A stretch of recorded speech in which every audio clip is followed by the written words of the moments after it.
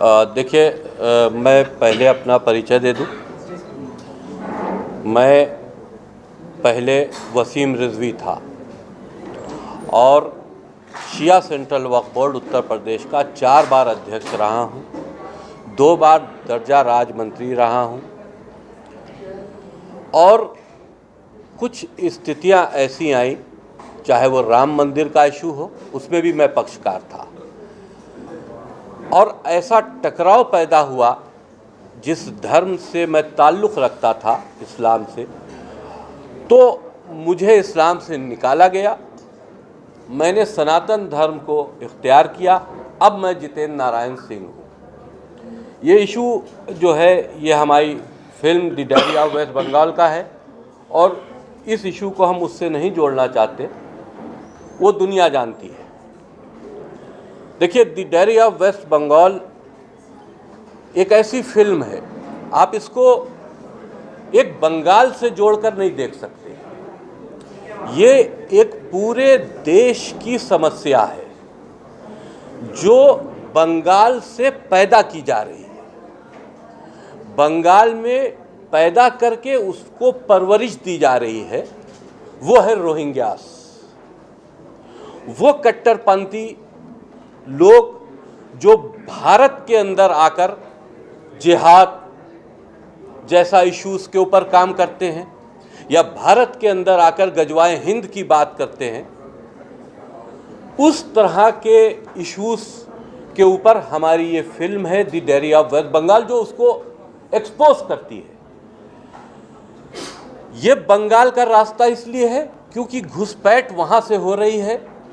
वहाँ पर हुकूमत, हम साफ नाम लेना चाहते हैं, मैं डरता नहीं हूँ, मैं आज तक किसी से नहीं डरा। मेरे ऊपर 5 करोड़ का गर्दन काटने का इनाम भी है।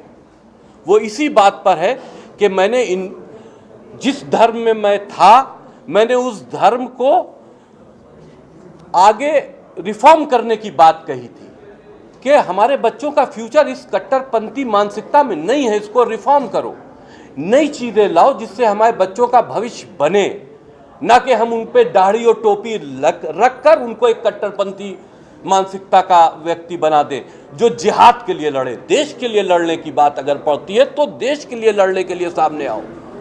जिहाद क्या होता है? पूरी दुनिया जिहाद जैसे बीमारी से ग्रस्त है, ये एक प्रॉब्लम है। लेकिन जब इस फिल्म को हम बना रहे थे तो हमने इस पर रिसर्च की। इश्यूज ये आए कि ममता की हुकूमत जो बंगाल में है वो वही काम कर रही है जैसे कि कश्मीर में हुआ। आज वहां के हालात इतने खराब क्यों हैं? रोहिंग्याज वहां आते हैं, वो एक आबादी बनाकर रहते हैं, उनको सरकारी सहूलियतें दी जाती हैं, उनके आधार कार्ड, पैन कार्ड, सारी चीज़ें बनाई जाती हैं और उनको इंडियन नेशनलिटी देकर जब वो इस लायक हो जाते हैं कि पूरे देश में मूवमेंट कर पाए तो वो बंगाल छोड़कर पूरे देश की तरफ फैलते हैं। ये है बंगाल में रोहिंग्या का वो पैटर्न जिस पर ममता इन्वॉल्व है। ममता की राजनीति खाली बंगाल में हिंदुओं को नुकसान नहीं पहुंचा रही। बंगाल को बारूद का ढेर उन्होंने हिंदुओं के लिए सिर्फ नहीं बना रखा है, वो देश के लिए खतरा है। ममता जैसी हुकूमत जो रोहिंग्यास के रहमो करम पर चल रही है, जो विदेशी कट्टरपंथी इस्लामिक संगठनों के पॉलिसी को अडॉप्ट किए हुए है, ये उनकी वो राजनीति खाली बंगाल के लिए नहीं है, देश के लिए है। हमने इस फिल्म के माध्यम से वो सवाल पैदा किया है जिसको आम प्रोड्यूसर, आम डायरेक्टर या आम कलाकार करने को तैयार भी नहीं होता। हमारे कलाकारों ने जिन्होंने इसमें एक्ट किया है, उन्हीं ने भी हिम्मत का काम किया है।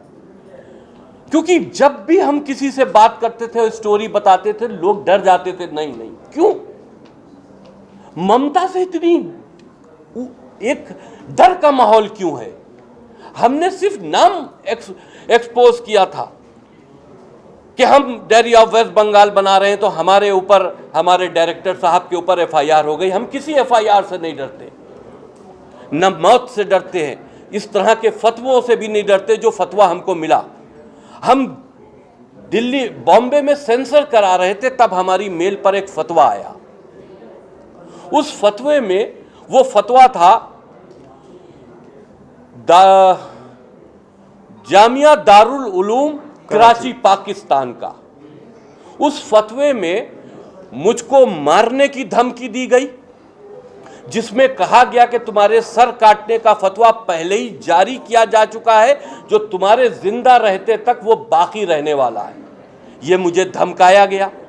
फिर ये कहा गया कि जो ये फिल्म है the diary of West Bengal, ये ममता जैसी अच्छी हुकूमतों को बदनाम करने के लिए। बड़ा सोचने की बात यह है कि ममता जैसी अच्छी हुकूमत, जिसको पाकिस्तान से आए फतवे में मोहर दी जा रही है, प्रूव किया जा रहा है कि वो अच्छी हुकूमत है, तो अगर ममता पाकिस्तान के लिए अच्छी है तो जरूर इस देश के लिए खतरा है, हिंदुओं के लिए खतरा है। और वो हो रहा है, वो हो रहा है। वहां पर हिंदू मारे जाते हैं तो उसकी खबर भी नहीं छपती, क्योंकि हर चीज ममता के कंट्रोल में है, वहां की खबरें बाहर नहीं जाती। तो उस फतवे में यह भी लिखा है कि तुम को चेतावनी दी जाती है कि तुम इस फिल्म को रिलीज ना करो, इसमें जो भी तुम्हारा खर्च आया है वो खर्चा रिलीज न करने के ऐलान के बाद तुमको मिल जाएगा, और तुम इस फिल्म को रिलीज करते हो तो चेतावनी है तुम बड़े नुकसान में जाओगे।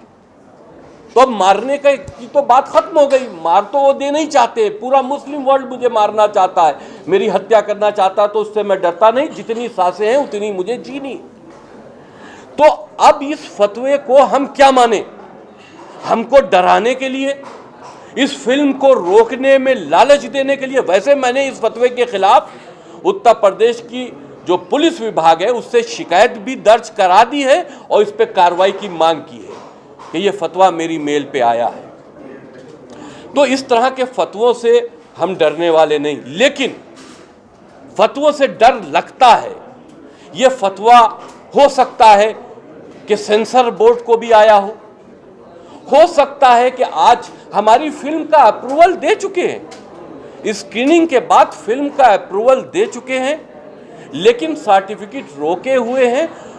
उसकी वजह क्या है ये अभी मुझे मालूम नहीं, ना उन्होंने लिखित तौर पर यह सर्टिफिकेट देने की बात बताई है कि हम क्यों रोके हुए हैं, लेकिन उनके नियम के अनुसार सर्टिफिकेट उनको मैंने 27/12/2023 में एप्लीकेशन मूव की थी, और हमारा अप्रूवल नोटिफिकेशन इलेक्शन के आने से पहले ही वो दे चुके थे। तो सर्टिफिकेट क्यों नहीं दे रहे हैं ये उनको बताना हमको लिखित तौर पर चाहिए। अगर वो कंसीडर कर रहे हैं कोड ऑफ कंडक्ट को तो वो भी हमें इन्फॉर्म करना चाहिए। और अगर आपने हमको सर्टिफिकेट दे दिया, अप्रूव कर दिया है, तो फिर आपने कौन सी ऐसी चीज अप्रूव कर दी है जिसको दिखाने के लिए आप समझते हैं कि शांति व्यवस्था भंग हो जाएगी? और वही हालात पहले भी हैं, वही हालात बाद में भी हैं। और अगर आप चाहते हैं कि हम इस फिल्म को रिलीज करें तो आप रोके क्यों हैं? हो सकता है, देखिए हम लोग छोटे प्रोड्यूसर हैं, कम दायरे में काम करते हैं, हम पे इल्जाम जरूर लगेंगे कि ये भाजपा का प्रोपोगंडा है।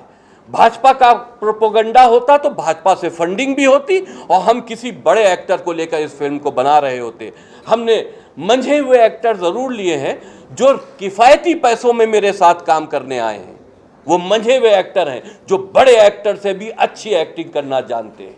उन्हीं ने इसमें अपना जो रोल है वो अदा किया है। लेकिन अब ये कहा जाए कि ये सरकार के सपोर्ट में है, किसी भी बात को कमजोर करने के लिए हमेशा ये इल्जाम लगा दिया जाता है कि ये प्रोपोगंडा है, ये कमजोर करने की बात है। जब आप किसी की सच्चाई बता नहीं सकते, संदेश खली में जो हुआ, शाहजहां शेख जैसे बंगाल के अंदर एक नहीं है, 20 शाहजहां शेख हैं जिनका वहां एम्पायर चल रहा है, जो बंगाल में इस्लामिक शरीयत के कानून को भी अपने अपने क्षेत्रों में लागू किए हुए हैं। हमने खुद देखा है वहां पर हिंदू किस डर और दबाव में रह रहा है, यह देखने वाली बात है। और अगर ऐसे मुद्दों को हम नहीं लाएंगे तो फिर इसको दिखाएगा कौन, अगर सब डरेंगे। प्रोड्यूसरों को एक तो डरना नहीं चाहिए, और सर्टिफिकेट अगर रोका गया है, इसमें एक वजह हम ये भी आज खुले तौर पर आपसे कह दें कि हो सकता है कि फिल्म इंडस्ट्रीज के ऊपर जिनकी मोनोपोली है खान ब्रदर्स, हो सकता है खान ब्रदर्स की भी इसमें एक्टिविटीज हो। जब बात आप लिखित तौर पर हमको स्पष्ट नहीं कर रहे हैं तो हम कुछ भी सोच सकते हैं। पाकिस्तान का दबाव है, ममता का दबाव है, या खान ब्रदर्स का दबाव है? किसके दबाव में हमको फिल्म रिलीज करने के लिए वक्त पे सर्टिफिकेट इशू नहीं किया जा रहा है? देना तो पड़ेगा, क्योंकि आप अप्रूवल दे चुके हो। आज नहीं दोगे कल दोगे, लेकिन वक्त पर क्यों नहीं दे रहे हो, ये एक सवाल है। तो सीधी सी बात यह है कि फिल्म एक सामाजिक इशू के ऊपर है। हिंदुओं के साथ में बंगाल में जो ममता की हुकूमत अब कर रही है, पहले भी होता था, लेकिन जो अब कर रही है वो खतरनाक है। और हिंदुओं की चिता बनाने की वहां तैयारी हो रही है, ये मैंने खुद देखा है। और इसमें ममता की हुकूमत पूरी तरह से इन्वॉल्व है। मैं इसको खुले तौर पर कह सकता हूं, वो FIR करेंगे, मुझे कोई डर नहीं। हक बात बोलना अगर गुनाह है तो वो गुनाह हमने हमेशा किया है, और मैंने हमेशा हक बात ही बोली है। और इससे किसी को तकलीफ होती है तो उसकी हमें परवाह नहीं। हम बचपन से हमारा एक मिजाज रहा है कि हम मेजॉरिटी को नहीं देखते, संख्या को नहीं देखते, उनका साथ देने की कोशिश करते हैं जो कम होते हैं। आज बंगाल में हिंदू डरा हुआ है, बंगाल में हिंदुओं का शोषण हो रहा है, उनके दुख और दर्द को फिल्मी प्लेटफॉर्म पर दिखाना चाहिए। इस सोच के साथ में हमने इस फिल्म को बनाया है, और हम अपने सारे जो किरदार निभाया है जिन लोगों ने, हम उन सबको बधाई देते हैं कि ये सब भी बहुत बहादुर लोग हैं जिन्होंने इस फिल्म का पार्ट बने।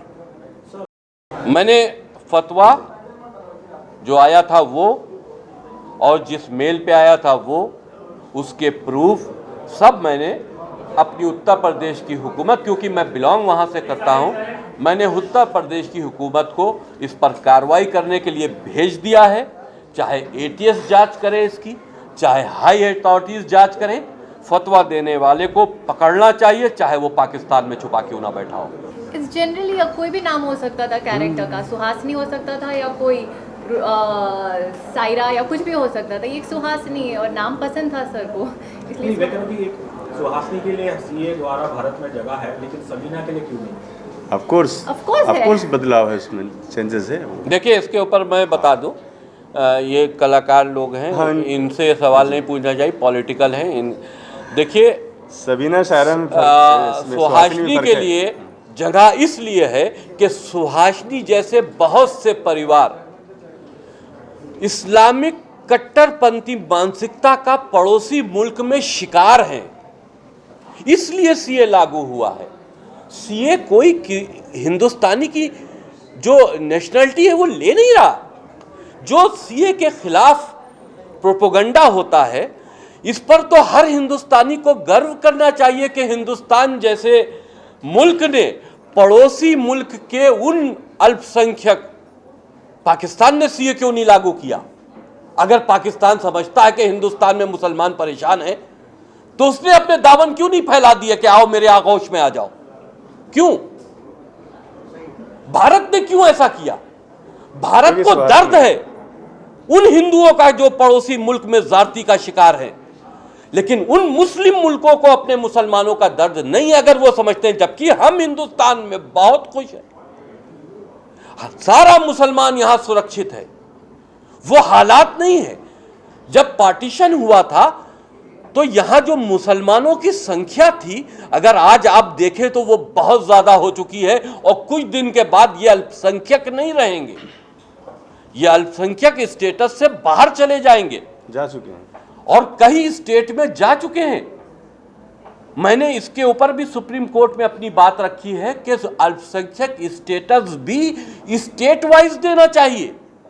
कश्मीर में हिंदुओं को अल्पसंख्यक स्टेटस मिलना चाहिए, केरल में हिंदुओं को अल्पसंख्यक स्टेटस मिलना चाहिए, उसके फायदे मिलने चाहिए। लेकिन ये तो एक अलग इशू है। लेकिन अगर के हिंदुस्तान ने सीए जैसा कानून बनाया है तो वो उसका स्वागत होना चाहिए।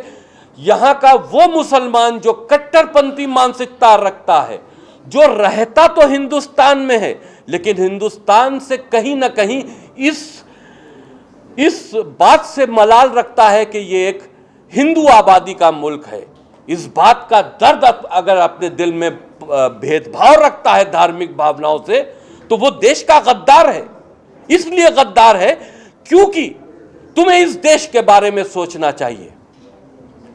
आप अल्पसंख्यक हैं लेकिन आपकी तादाद कम नहीं हुई, लेकिन पड़ोसी मुल्कों में इतनी तादाद घट कैसे गई, इस पर कैसे आप विचार कीजिए ना।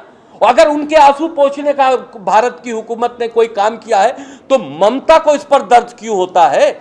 ममता मुखिया है बंगाल की। ममता बनर्जी हिंदुओं की कातिल है। ममता बनर्जी उन ताकतों को बंगाल के जरिए पूरे देश में लागू कर रही हैं जो हिंदुस्तान को जलाना चाहती है। नहीं, देखिए, सीए मुद्दा एक फिल्म लाइन से जुड़ा नहीं है, पॉलिटिकली इसको आप मुद्दा भी कह सकते हैं। मैंने कहा क्योंकि इनको तो जो हमने कैरेक्टर दिया, ये उस कैरेक्टर में मैंने इनको देखा कि जो कैरेक्टर ये कर रही हैं उसमें ये पूरी तरह से इन्वॉल्व हैं। आप मुझे एक्टिंग के रिलेटेड पूछ सकते हैं। मूवी के No, I've done movies before. Ashwin, what do you think this kind of a film can do for your career? Well, as an actor before I've always done मैंने glamorous roles किए हैं। ये character मेरे लिए बहुत different था। It is a person running away from Bangladesh, एक character है और ऐसा कैरेक्टर मैंने कभी पहले निभाया नहीं है, तो मेरे लिए भी एक बहुत चैलेंजिंग वाला कैरेक्टर था। और एज एन एक्टर जब हमें ये ऐसा रोल मिलता है, we feel very lucky to do these kind of roles. Jackie ji, obviously पहले आपकी अलग पहचान थी और लेकिन फिल्म के पोस्टर में आपका पुराना नाम ही लिखा है, इसके पीछे कोई वजह? देखिए, ये वसीम रिजवी फिल्म्स मैंने 2018 में रजिस्टर्ड की थी, तो ये हमारी फिल्म का बैनर पहले से रजिस्टर्ड है। नाम में कुछ नहीं होता। मैं किसी धर्म का विरोधी भी नहीं हूँ, उस मानसिकता का विरोधी हूँ जो मानसिकता देश को नुकसान पहुंचा रही है, या वो मानसिकता कोई भी धर्म की मानसिकता हो जो इंसानों का बंटवारा कर रही है। मैं इस्लाम का विरोधी भी नहीं हूँ, हाँ, उन ग्रंथों का ज़रूर विरोधी हूँ जो कि गलत तरीके से इस्लाम के मानने वालों को फीड कराए जा रहे हैं, जिनके जहन के अंदर एक ऐसा अल्फाज दूसरे धर्म वालों के लिए बिठाया जा रहा है जिसको हम काफिर कहते हैं। ये नहीं होना चाहिए। See, as an actor, I would always see different types of characters that I get in life, you know. So this kind of character would definitely portray me as an actor because it has a lot of intense things which we haven't done before. तो हमेशा एक लड़की को देख के ऐसा लगता है अरे वाह ग्लैमर है, ये है, वो है, but to this movie it specifies a lot of struggle of a girl going through a lot of things in her life. So definitely. मेरा किरदार इसमें है, इसमें मैं दो प्ले कर रहा हूँ, अतीक और प्रतीक। पॉजिटिव भी है इसमें, नेगेटिव भी है और काफ़ी अच्छा कैरेक्टर है इसमें। पिक्चर करते समय कुछ डर भी लगा है? देख हमारे बागपंथी लोग वहाँ पे है, धमकियाँ आए, इस तरह का रोल कर रहा हूँ मैं, समाज में मुझे किस तरह का रोल दिखाई, कैसे कुछ हुआ? नहीं, ऐसे धमकी तो हमें नहीं आई। वी आर एक्टर्स, तो हमारा काम फोकस रहता है एक्टिंग पे। पॉलिटिकली हम लोग नहीं है इन्वॉल्व इसमें। और पर्सनली मैं भी, हम लोग कभी, मैं इन जनरल भी कोई हिंदू मुस्लिम सिख ईसाई उस पर नहीं जाता हूँ। ये स्क्रिप्ट जब सर मेरे पास लेकर आए और उन्होंने पूरी इस पर रिसर्च करा है, कहीं ना कहीं इसमें सच्चाई है, 100% सच्चाई है, इसलिए हमने करी है। लेकिन पर्सनली हमें किसी के अगेंस्ट नहीं है, क्योंकि हमने एक मुद्दा उठाया जिसमें हिंदू और मुस्लिम है, लेकिन अगर वो बहुत और भी रिलीजन है। हर कोई क्रिमिनल मुस्लिम नहीं है, हिंदू भी है, क्रिश्चियन भी है, हर क्रिमिनल है। फिलहाल हमने एक मुद्दा उठाया है, तो पर्सनली हमें किसी के अगेंस्ट नहीं है, लेकिन एक सर्टेन सेट ऑफ पीपल है जो ये कर रहे हैं, स्पेशली वेस्ट बंगाल में। तो वो सारी चीज़ें सर मेरे को लेकर आए, हमें स्क्रिप्ट अच्छी लगी और काफ़ी चैलेंजिंग लगा ये रोल, इसलिए हमने उसको निभाया है। बट पॉलिटिकली मुझे कोई एक वो नहीं है कि मैं इनके अगेंस्ट हूँ। सुनो जी, बहुत धीमे उठाया गया है, पहले उठाना चाहिए मुद्दा जो आप लोग दिखा रहे, पहले उठाना चाहिए, काफी लेट हो गया आप लोग आने में। लेट तो सर ने, वही तो इसी के लिए तो सर बात कर रहे हैं, लेट हमारी तरफ से नहीं हुआ, हम तो काफी टाइम से तैयार बैठे हैं जी। तो उसको आगे चीजें मिले हाँ जी सर, बंगाल से रिलेटेड सारे मुद्दे मैंने उठाए हैं। क्यों उठाए हैं? क्योंकि मैंने वहाँ पर जाकर खुद अपने आप से रिसर्च किया है और मैं वहाँ पर बहुत साल मैंने बिताया। मैंने बंगला फिल्मों के लिए भी काम किया हुआ है। बंगाल मेरे लिए कोई बांग्लादेश नहीं है, वो मेरे देश का हिस्सा है, मेरा अपना है। बंगाल मेरा खुद का है भाई। तो ये कोई बाहर विदेशी मुल्क की मैं बात नहीं कर रहा हूँ, लेकिन वहाँ पर अपने लोगों के साथ विदेशियों जैसा बर्ताव हो रहा है, उसके लिए मैंने फिल्म बनाई। मैं गुजारिश करता हूं अपने दूसरे जो हाँ, मेरे हैं, बहुत सारे कलाकार यहाँ पर वो मौजूद हैं। उनसे भी हम आप लोगों को रूबरू करा दें। आइए अब नेक्स्ट सेशन आप लोग आ जाइए। हाँ। ये फिल्म जैसा कि आज इसके बारे में बताया जा चुका है, उसमें ज़्यादा जाने की ज़रूरत नहीं है। I would like to tell about my role as Bhupendra Sarkar, और मैंने एक अपोजिशन लीडर का रोल इसमें किया है और मैं बहुत संतुष्ट हूँ इससे, क्योंकि डायरेक्टर ने जो कुछ मुझसे निकलवाना चाहा वो मैं निकाल के दे पाया हूँ। और मैं ये भी कहना चाहता हूँ आप सब लोगों से कि the director has been very astute and very wise to utilize all the actors for doing their role. Thank you very much and thanks sir. मेरा नाम देव फौजदार है और बेसिकली मैं 20-21 साल से थिएटर ही कर रहा हूँ। फिल्म में मेरा कोई इंटरेस्ट कभी रहा नहीं और ना अभी कभी है। बट जब सनोज जी मिले, वसीम जी आए और बोले कि हम चाहते हैं कि ये चरित्र आप करें, विशाल एक चरित्र है फिल्म में, तो मैंने कहा मैं तो फिल्म करता ही नहीं हूँ, मैं तो थिएटर ही करता हूँ, पढ़ाता हूँ या ड्रामा में नाटक करता हूँ। तो बट उन्होंने बोला कि नहीं, ये कैरेक्टर हम आपसे चाहते हैं कि आप ही करें। मैंने कहा आपको पक्का पता है कि मैं न्याय कर पाऊँगा? तो उन्होंने बोला कि नहीं, आप ही न्याय कर पाओगे। उसके बाद जस्ट वो वापस आए हमारे थिएटर में ही और बोले कि आपने पूरा न्याय किया है। मैंने कितना कुछ किया है पता नहीं। हाँ, एक छोटा सा इंसिडेंट है कि क्योंकि मैं भी कभी धार्मिक विवादों में नहीं फंसना चाहता, रंगमंच से हूँ, हम लोग की अपनी एक जिम्मेदारियाँ होती हैं समाज के प्रति, पूरी दुनिया के प्रति। तो मैंने इस फिल्म का कभी पोस्टर या ऐसा कुछ स्टेटस अपने फेसबुक सोशल मीडिया पर नहीं लगाया था जिसकी वजह से कहीं कुछ नेगेटिव हो जाए। उसके बहुत सारे कारण थे, लेकिन मैं पढ़ाता हूँ तो उसमें एक स्टूडेंट था जो कि बंगाल से था और इत्तेफाक से मुसलमान भी था।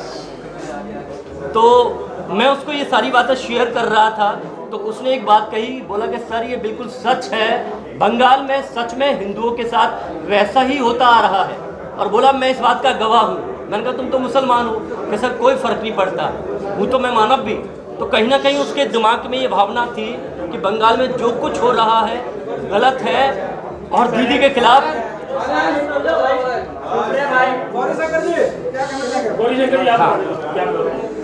नमस्कार, हमारा नाम गौरी शंकर है। मैंने इस फिल्म में गाजी खान का कैरेक्टर किया है जो कि मुख्य अभिनेता, मुख्य खलनायक है। और जो सारी जितनी भी कारस्तानियाँ होती हैं फिल्म में निगेटिव, वो सारा मेरा किया धरा है। रोहिंग्यास को लाना और सारी चीज़ों की व्यवस्थाएं हैं। तो आप इस फिल्म में मुझे देख सकते हैं। बाकी इससे ज़्यादा मैं क्या कह सकता हूँ, बाकी फिल्म बताएगी। ट्रेलर में भी आपने देखा ही होगा मुझे। तो मेरा नाम छत्रपाल सूर्यवंशी है और मैं फिल्म में को प्रोड्यूसर हूँ। और जब मुझे पता लगा कि इस फिल्म में जो है हमारे सनोज मिश्रा और वसीम रिजवी जी के खिलाफ ममता दीदी ने एफआईआर दर्ज करा दी है, तो जो फिल्म के जो पहले प्रोड्यूसर थे वो एफआईआर को देख के पीछे हट गए। तो जब मुझे पता लगा कि इस तरीके से फाइनेंस जो लगा रहे थे वो पीछे हट गए, तो फिर मैंने इस स्टोरी को देखा, सुना कि स्टोरी देश हित में है तो मुझे इसमें फाइनेंस करना चाहिए। तो मैंने इसमें फाइनेंस किया और देश हित के लिए काम किया। मेरा नाम Reena Bhattacharya. Again, I am a theatre artist and I am trained under देव फौजदार सर। इस मूवी में जो मेरा कैरेक्टर है, it is with the name Rekha. Rekha is a window with 2 kids और वो कैसे अपना चैलेंजेस फेस करती है, how is she escaping from the neighboring country to this country, यही सब challenges के बारे में it is this role. A very challenging role for me. This is my debut movie, so I am very excited about it. और इस film में मेरा जो रोल है वो एक कमांडर, बेसिकली किस प्रकार से जो रोहिंग्या है यहाँ पर आते हैं, क्या पूरा प्रोसेस है, वो सारा मेरे द्वारा दिखाया जाता है। मैंने जर्नलिस्ट का किरदार निभाया इस मूवी में आपकी तरह, और कहते हैं फिल्म जो है समाज का आईना होती हैं, तो ये वही जो कुरीतियाँ हमारे आसपास होती हैं उसके ऊपर ही बनी हुई है, सच्ची घटना पर आधारित एक फिल्म है। और मैं आशा करता हूँ कि आप सब लोग इसका प्रचार प्रसार करेंगे और ये मूवी बहुत अच्छे तरह से रिलीज होगी, आप हेल्प करेंगे। और जो बंगाल में घटनाएं हो रही हैं, सच्ची घटनाएं, उनको एक फ़िल्म के ज़रिए दिखाया गया है और ये एक सच्चाई आना ज़रूरी था, क्योंकि अगर नहीं आती तो हम लोगों को पता कैसे चलता। तो मैं यही बोलना चाहूँगा, ये मूवी बहुत अच्छी है और कोशिश कीजिए कि आप लोग इसका अच्छे से प्रचार प्रसार करें। 2 साल रिसर्च, और इस लेवल पर रिसर्च रहा है कि वो पिज्ज़ा खाते हुए बैठ के एसी हॉल में नहीं रहा है, वो किसी विदेशी मुल्क में जाके वहाँ से किस तरह से लोगों का पलायन होता है, वहाँ पे किस तरह से लोगों के साथ अत्याचार हुआ है, ग्राउंड लेवल पर जाकर वो काम किया गया है जो शायद किसी ने अभी तक बॉलीवुड में ना किया हो। उस लेवल पर रिसर्च हुआ है और उस रिसर्च को सच मानते हुए आज सेंसर बोर्ड ने हमें ओके किया कि भाई आपकी फिल्म रिलीज़ हो सकती है, आपकी चीज़ें जो आप बोले वो सच है। तो उस ग्राउंड लेवल पर 2 साल तक काम करने के बाद फिर उससे भी ज़्यादा मेहनत हुई हमारी शूटिंग पर, क्योंकि जो चीज़ें धरातल पे हमने देखी थी उसको एज इट इज़ पर्दे पर उतारना भी हमारे लिए बहुत एक चैलेंज का काम था, एक बहुत मुश्किल काम था, जो हमने सबके सहयोग, मेरी पूरी टीम ने अच्छा काम किया, उनके सबके सहयोग से हमने काम किया और आज फिल्म हमारी रिलीज़ के लिए तैयार हो रही है। इसमें दोनों चीज़ें हमारे लिए मैटर करती हैं कि हमारा रिसर्च और हमारा ग्राउंड लेवल पर किया हुआ काम। ग्राउंड लेवल पर जो काम हुआ है उसमें भी मुश्किलें कम नहीं थी। जिस तरह से रिसर्च पर बहुत बड़े मुश्किलातें थीं, वैसे ही मुश्किलात ग्राउंड लेवल पर काम करने में भी थी, क्योंकि हमारे पास बहुत ज़्यादा संसाधन नहीं थे, हमारे पास टीम बहुत ज़्यादा थी, जंगल था, शेर थे, बाघ थे, सांप थे, हमारे पास किसी के पास कुछ प्रोडक्शन देने के लिए कुछ भी नहीं था। लेकिन फिर भी हम लोगों ने एक जुनून के तहत, एक आंदोलन के तहत इस फिल्म को बनाया और आज इस मुकाम पर यहाँ तक लेकर आए हैं, ताकि लोग इसको देखें, दुनिया देखे और हमारे जो इंसानियत, जो मानवता के खिलाफ जो काम हो रहा है उसके खिलाफ एक माहौल बने और हम सब लोग इंसान बनकर एक जिंदा, जैसे इंसान रहते हैं हम उस तरह से सब लोग रहें। ये चाहे बंगाल में हो रहा हो, चाहे यूपी में हो, चाहे कश्मीर में हो, हम किसी पर्टिकुलर किसी स्टेट की बात नहीं करते हैं, किसी राजनीति की बात नहीं करते हैं। हमारा जो नज़रिया है फिल्म बनाने का वो बेसिक फैक्ट है। ये कोई प्रोपेगेंडा नहीं है कि आपने प्रोपेगेंडा फिल्म बना दी। अगर इसको प्रोपेगेंडा फिल्म बोलते हैं, सच बोलने वाली फिल्मों को, तो मुझे लगता है सारी फिल्में ऐसी ही बननी चाहिए, प्रोपेगेंडा फिल्में ही बननी चाहिए, क्योंकि हम सच बोल रहे हैं। हमने बंगाल की उस दर्द को सिर्फ 1% दिखाने की कोशिश कर पाए हैं, क्योंकि 100% किसी फिल्मकार की हैसियत नहीं कि उस फिल्म को, उस दर्द को समेट सके जो आज 80 सालों से वहाँ पर हो रहा है। आज़ादी के पहले से लेकर अभी तक जो चीज़ें बंगाल जो दर्द झेल रहा है, पंजाब से भी ज़्यादा दर्द बंगाल ने झेला है। और पंजाब में तो आज बहुत स्टेबिलिटी हो गई है, लेकिन बंगाल आज भी हमारा बहुत डिस्टर्ब है। क्यों है? क्योंकि वहाँ पर सिर्फ वोट बैंक की राजनीति है, वोट बैंक के लिए वहाँ पर कुछ भी किया जा रहा है। आप सोचिए कि संदेश खाली का मुद्दा मैंने सबसे पहले इस फिल्म के माध्यम से 2 साल पहले उठाया और उसके बाद ही हम सब लोगों पर FIR दर्ज हो गई वहाँ पर। उस वक्त मीडिया ने बोला ये प्रोपेगेंडा है, आपने कैसे कह दिया। जब वही चीज़ निकल कर आज सामने आई है आप लोगों के सामने, पूरी दुनिया ने देखा, पूरी दुनिया थूक रही है, सब कुछ कर रही है, लेकिन वही मुद्दा मैंने फिल्म के माध्यम से जब उठाया था, उस वक्त सरकार ने हम सबको जेल में डालने की कोशिश की। और आज भी हम लोग इस चीज़ से जूझ रहे हैं, लीगल मामलों में आज भी हमारी फिल्म जूझ रही है। लेकिन फिर भी सेंसर बोर्ड और इनकी सबकी दया रहेगी तो अगले महीने तक हम लोग फिल्म को रिलीज़ करने की स्थिति में आ पाएंगे। लेकिन सेंसर बोर्ड की नीयति अच्छी नहीं लग रही है मुझे, जिसमें बैठे हुए वामपंथी लोग अभी भी हैं जो इस फिल्म को रोकने की कोशिश कर रहे हैं, जिसकी वजह से आप लोग यहाँ पर हम लोग मौजूद हुए। आज 3 महीने से हमारी फिल्म सेंसर बोर्ड में जमा होने के बाद, सारे कट जमा करने के बाद भी सेंसर बोर्ड के सर्टिफिकेट का इंतजार कर रही है। अब आप बताइए कौन सा कानून है, ये कौन सा लॉ है जो आप सब कुछ सबमिट करने के बाद भी हमें सर्टिफिकेट नहीं दे रहे हो और रीज़न भी नहीं बता रहे हो कि हम किस वजह से आपकी फिल्म को सर्टिफिकेट नहीं दे रहे। ये क्या तरीका है आपका? लाखों करोड़ों रुपए का पैसा लगा हुआ है, मान सम्मान इज्जत लगी हुई है सब लोगों की, करोड़ों रुपए खर्च हुआ है। इसका जवाबदार कौन है? कौन सेंसर बोर्ड इसका जवाबदार है? कौन लेगा इसकी जवाबदेही जब हमारी फिल्म सही समय पर रिलीज नहीं हो पा रही? आज हम 3 महीने लेट हो चुके हैं इस फिल्म को लेकर के, आज हम यहाँ पर मौजूद हैं, तो ये दर्द है। एक देश के लिए, हम समाज के लिए काम कर रहे हैं। उस समाज के काम भी अगर हमारे साथ इस तरह से मिसबिहेव हो रहा है, हम सही समय पर नहीं आ पा रहे, हमारी चीज़ें सही समय पर नहीं आ रही, इसका दोषी कौन है? क्या हमारे पैसों की भरपाई करेगा सेंसर बोर्ड? क्या ये आप लोग बताइए मुझे। आज इस मुद्दे से हम लोग यहाँ पर बैठे, बताया सेंसर बोर्ड ने सर्टिफिकेट, कोई रीजन नहीं बता रहे हैं। वो लोग बोले सब ठीक है, हमारे यहाँ जमा है। अरे जमा है तो दो, सर्टिफिकेट दो। हम 1.5 महीने से चिल्ला रहे हैं कि हमें सर्टिफिकेट दो भैया, फिल्म रिलीज करनी है। बाद में हमारे पास जब कोई नहीं बचेगा तो हम कहाँ से फिल्म को लेकर के आएंगे मार्केट में? जाहिर सी बात, इसके पीछे पाकिस्तान और सारे लोग काम कर रहे हैं जो हमारे फिल्म के अगेंस्ट में है, जो हमारे देश के अगेंस्ट में है, जो मानवता के अगेंस्ट में है। इंसानियत के लिए हमने अगर फिल्म बनाई है, अगर इसके अगेंस्ट में कोई जा रहा है तो जाहिर सी बात है कि वो हमारे देश के खिलाफ है, वो चाहे सेंसर बोर्ड ही क्यों ना हो। आज सरकार इतना अच्छा काम कर रही है, लेकिन सरकार को भी जरूरत है कि ऐसे लोगों को चिन्हित करने के लिए कि जो राष्ट्रवादी फिल्मों को, जो सच बोलने का मादा उठाए आज 70 सालों के बाद, ऐसी फिल्मों को बाहर आने के लिए कौन रोक रहा है? कौन ऐसी ताकत है जो रोक रही है? उस पर भी ध्यान देने की जरूरत है। और वही आवाज़ उठाने के लिए आज हम सारे लोग यहाँ पर इकट्ठा हुए हैं। जी देखिए, जो फाइंडिंग और डेटा हमारे पास रिसर्च का था वो हमने सब सेंसर बोर्ड के सामने रखा। सेंसर बोर्ड ने उसको एक्सेप्ट किया, उसकी कमेटी ने पहले रिजेक्ट किया, दूसरी बार फिर जब फिर से कमेटी बैठी तो उन्होंने एक्सेप्ट किया कि हाँ आप जो बोल रहे हो वो सच है। क्योंकि वो मैं जानना चाहता हूँ, हाँ CFC तो बाद में आता है। हाँ जी, और आपने जो रिसर्च किया उसके रिसर्च के अनुसार क्या कंक्लूजन हुआ, क्या इशू है, उस पर कुछ डेटा है? देखिए मेरा मकसद फिल्म को बनाना था, उस आवाज़ को उठाना था जो विदेशों में बहुत कम लोग, चंद लोग जो दूसरे धर्मों के बचे हुए हैं उनके साथ जो अत्याचार हो रहा है, मुझे उस आवाज़ को उठाना था। वो चाहे पाकिस्तान हो, चाहे बांग्लादेश हो, चाहे अफ़गानिस्तान हो, जहाँ पर माइनॉरिटी, जहाँ पर 24% 22% लोग रहते थे, वहाँ पर 1-2% लोग बचे हैं खाली, बाकी 22% कहाँ गए? ये हमारी फिल्म की कहानी है, ये हमारी फिल्म का थॉट यही है कि 22% लोग कहाँ गए।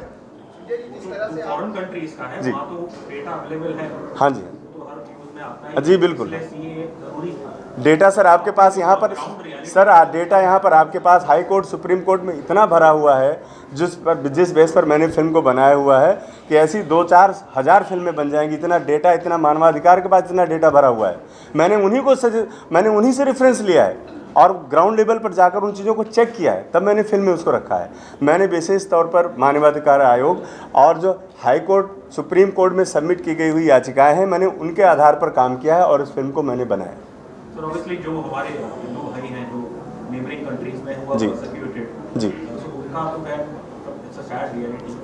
लेकिन जो बंगाल में शायद और असम में भी जो ज़्यादा मैं कहूँगा प्रेसिंग इशू रहा है इतने सालों से, वो वही रहा है रोहिंग्यास का, इलीगल बिल्कुल माइग्रेंट्स का। हाँ बिल्कुल है।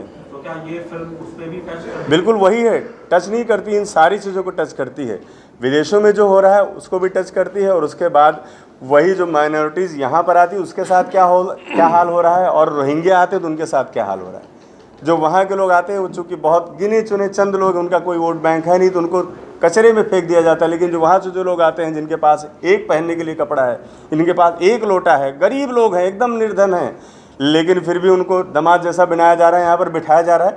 और उसके बाद उनको जब सरकारी सहूलियत मिल जाती है तो वही लोग पूरे देश में क्या करते हैं ये बताने की जरूरत नहीं। आप लोग मीडिया के लोग हैं, सबके पास आंकड़े मौजूद होंगे। चुनाव से पहले इस फिल्म को लेकर आप आए हो और रिलीज की बात कर रहे हो, अगर सेंसर बोर्ड की तरफ से इस चुनाव से नहीं मिलता है प्रस्तुति तो क्या करेंगे? चुनाव से क्या मतलब है? क्योंकि ये फिल्म कहीं ना कहीं प्रोपेगेंडा नहीं करती है। चुनाव इसके बाद भी तो होंगे, इस फिल्म के रिलीज के बाद भी तो चुनाव होंगे, तब क्या करोगे आप? उसके बाद इस देश में हमेशा चुनाव होते रहते हैं। अभी तो आधे चुनाव होने वाले हैं, मान लो, मैं कह रहा हूँ इलेक्शन की बात तो इसमें करना ही बेकार है। मैं रेवोल्यूशन की बात कर रहा हूँ सर। जी हाँ जी, उसके अनुसार आप इलेक्शन से कुछ 1 महीना पहले और कुछ शायद 1 महीने बाद आप ऐसी फिल्में नहीं दिखा सकते। तो उस हिसाब से मतलब शायद इसलिए मेरे ख्याल से आपको लगता है CBFC भी टेंशन में होगा, क्योंकि वो भी शायद कुछ इलेक्शन कमीशन से कुछ अपडेट चाह रहा है। नहीं तो हमें फिर अप्रूव क्यों किया है? सेंसर बोर्ड ने हमें अप्रूव क्यों किया कि आपकी फिल्म रिलीज के लिए रेडी है? मुझे इसका जवाब चाहिए सेंसर बोर्ड से कि हमें अप्रूव क्यों किया। अगर अप्रूव किया तो मुझे सर्टिफिकेट चाहिए फिर। जी हाँ बिल्कुल। लेकिन जब आपने ट्रेलर लॉन्च किया था तो आपके खिलाफ नोटिस जारी हुई थी। हाँ हाँ उसमें अब ऑर्डर भी आ गया है। हाँ। और ऐसे में अब आप फिल्म को रिलीज करने की बात कर रहे हैं, क्या वजह मानते हैं कि सेंसर बोर्ड कहीं ना कहीं लोकसभा चुनाव को ध्यान रखते हैं, क्योंकि ये पर्टिकुलर फिल्म एक राज्य को दर्शाती हुई? मेरा ये मानना है ये कुछ नहीं है, ये सिर्फ जो अपोजिशन है उनका ये फंडा है कि किसी तरह इस फिल्म को रोक दिया जाए। मैं कह रहा हूँ इलेक्शन के बाद भी आएगी तो बात तो वही होगी ना।